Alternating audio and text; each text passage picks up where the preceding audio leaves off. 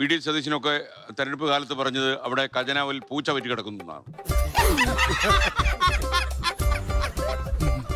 അപ്പൊ ആ പൂച്ച എഴുന്നേപ്പിച്ച് വിടണം ആദ്യം. യഥാർത്ഥത്തിൽ കേരളത്തിലെ ഖജനാവ് അങ്ങനെയാണോ? അല്ല. എന്നാ പിന്നെ പേടിക്കണ്ട. യഥാർത്ഥത്തിൽ നമുക്ക് പ്രതീക്ഷിച്ച കേന്ദ്ര സഹായമൊന്നും കിട്ടിയിട്ടില്ല. ഇപ്പോഴും 6000-ലധികം കോടി രൂപ ക്ലോസിംഗ് ബാലൻസ് വെച്ചാണ് ഈ ഗവൺമെന്റ് മാറുന്നത്.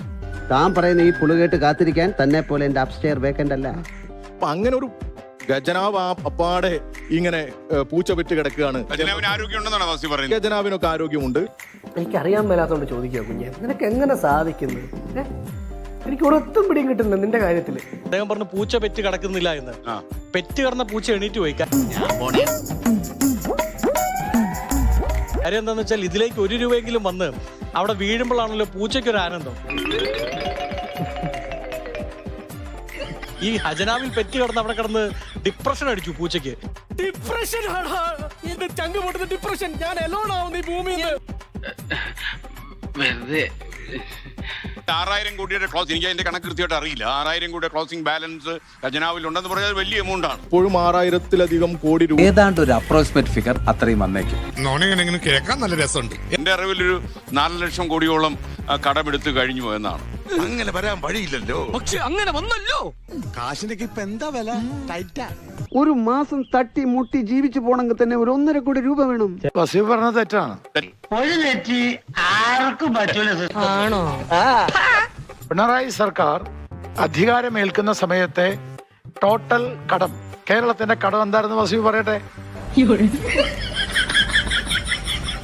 ഈ ഇരിപ്പിൽ അങ്ങോട്ട് സമാധിയായാൽ മതിയായിരുന്നു. ആ കടത്തിൽ നിന്ന് 2026 എത്തുമ്പോൾ കടം എത്രയാന്ന് വസീഫ് പറയട്ടെ? അപ്പൊ ഈ അന്തരം വളരെ വലുതാണ്. ഇപ്പൊ 5 ലക്ഷം കോടിയുടെ മുകളിലേക്ക് കടന്നിരിക്കുന്നു.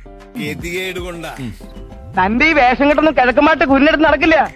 എന്ന് മാത്രമല്ല, ഇന്ത്യയിൽ ഏറ്റവും കൂടുതൽ കടമെടുക്കുന്ന സംസ്ഥാനവും കേരളമാണ്. ആവശ്യമില്ല കേട്ടോ.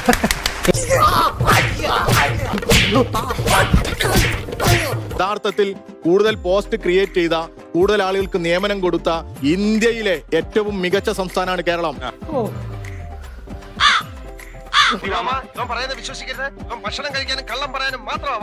അധ്യാപക നിയമനമാവട്ടെ, മറ്റ് ക്ലറിക്കൽ നിയമനമാവട്ടെ, ലാസ്റ്റ് ഗ്രേഡ് ആവട്ടെ, ഇതിലെല്ലാം മികച്ച നിയമനമാണ്. ഉളുപ്പുണ്ടോടാ നിനക്ക്? ഒരിക്കൽ പോലും ഒരു തസ്തിക ഒഴിഞ്ഞു കിടന്നിട്ട് ആ തസ്തിക നികത്താത്തതായിട്ട് കേരളത്തിൽ ഉണ്ടായിട്ടില്ല.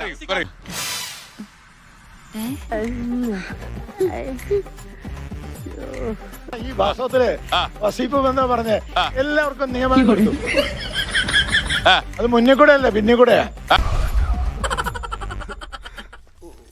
അവരുടെ പാർട്ടിയുടെ ആൾക്കാർക്കാണ് നിയമനം കൊടുത്തത്.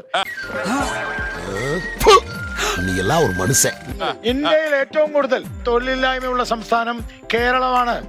സത്യം. എല്ലാവർക്കും സന്തോഷമായല്ലോ. എനിക്ക് സന്തോഷമായി. എല്ലാവർക്കും